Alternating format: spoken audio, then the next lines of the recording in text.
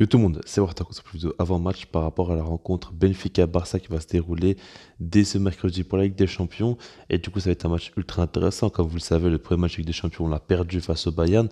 Et là, il serait très intéressant de gagner ce match-là pour prendre 3 points et revenir un petit peu dans la course. Surtout qu'en fait, Benfica fait un match nul face au Dynamo Kiev. Donc du coup, en gagnant ce match-là, ça nous mettrait quand même déjà bien mieux au niveau de notre position.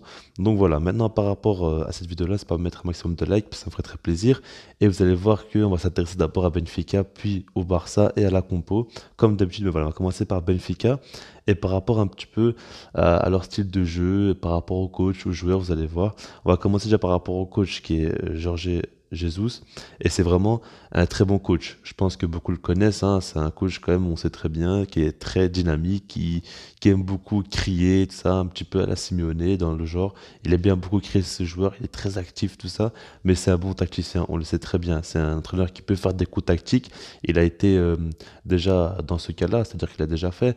Et même, c'est un entraîneur quand même assez intéressant. On sait que ce qu'il met en place, souvent ça marche. Il est parti au Brésil, il a fait de belles choses. Enfin, c'est un bon coach. Ça, on le sait, on ne doit pas le remettre en cause. Maintenant, du coup, quand on sait que le Barça a des faiblesses assez visibles, on peut un petit peu avoir peur, surtout qu'en fait l'effectif de Benfica, il est vraiment intéressant. Je vais vous citer quelques joueurs, vous allez voir que c'est assez intéressant parce que le premier déjà c'est Grimaldo. Alors Grimaldo, je pense que vous le connaissez tous, c'est un joueur qui a été formé à la Masia, qui pour moi aurait dû revenir déjà il y a 1 an ou 2 ans pour remettre la concurrence à Jordi Alba. C'est vraiment un super latéral gauche. Et puis je peux vous citer d'autres joueurs comme Vertonghen, comme Joao Mario, comme Rafa Silva, comme Yaramchuk. Ils ont vraiment des joueurs intéressants, même Joao Mario, tout ça. C'est des joueurs qui sont d'un plutôt bon niveau.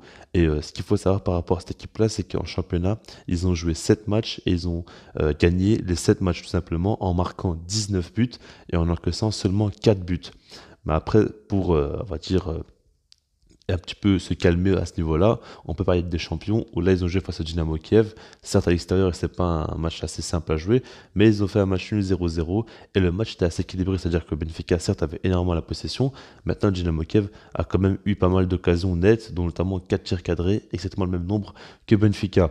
Donc voilà, après par rapport au style de jeu pratiqué par Benfica, c'est un style de jeu assez offensif quand même, c'est un 3-4-3 et ça veut toujours beaucoup garder la balle, beaucoup de maîtrise au niveau du jeu.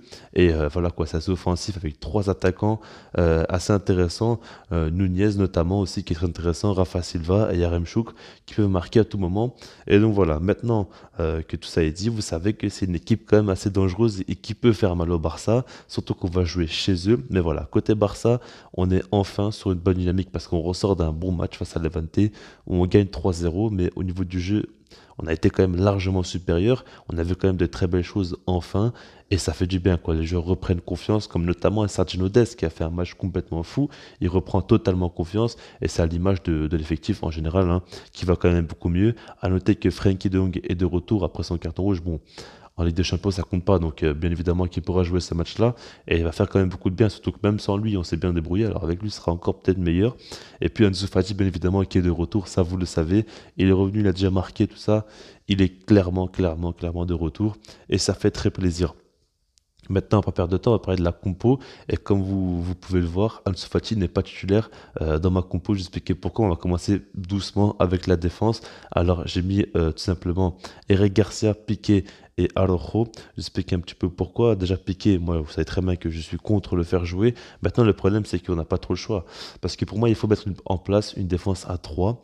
Quand on sait qu'offensivement, ils sont très intéressants, ils ont un trio assez dangereux, Benfica. En plus de ça, ils ont des pistons qui sont très forts, notamment à Grimaldo qui va faire beaucoup de mal, je pense. Du coup, il faut mettre en place une défense à 3. En plus, ça, défensivement, le Barça, une défense à 4, c'est pas trop ça. Donc, pour moi, il n'y a aucun doute là-dessus. Défense à 3, ça sera quand même beaucoup plus solide. Et du coup, voilà, Piqué, je le fais jouer parce que l'anglais, il a quasiment aucun temps de jeu. Je crois qu'il a joué 2-3 minutes face à Levante, mais voilà quoi, c'est. Vous savez très bien que depuis le début de saison, il a joué que quelques minutes face à Levante. À part ça, il n'a même pas fait une petite entrée en jeu ou quoi. Enfin, c'est au tout début de saison, mais depuis le mois de septembre, il a plus du tout joué, l'anglais. Et voilà quoi, c'est assez fou quand même. Donc du coup, on peut pas le faire jouer en tant que titulaire dans la Magic des Champions. Et on n'a pas le choix. Ça sera Piqué avec Araujo et Eric Garcia. Au niveau des pistons, Mingueza et Sergio Dest, je ne veux pas du tout voir Sergio Roberto. Mingueza dans ce rôle-là, je le trouve pas super intéressant. Maintenant, on n'a pas trop le choix, quoi. Normalement, ça aurait dû être Dest. Maintenant, côté gauche, Baldé et Alba sont absents. Donc voilà, c'est assez logique le choix que je fais. Et puis, milieu de terrain, voilà, là, il y a Busquets, De Jong et Gavi. Alors, je vous explique un petit peu. Déjà, là, j'ai mis une sorte de 4, enfin 3-4-1-2, mais ça peut très bien être un 3-5-2 si vous voulez.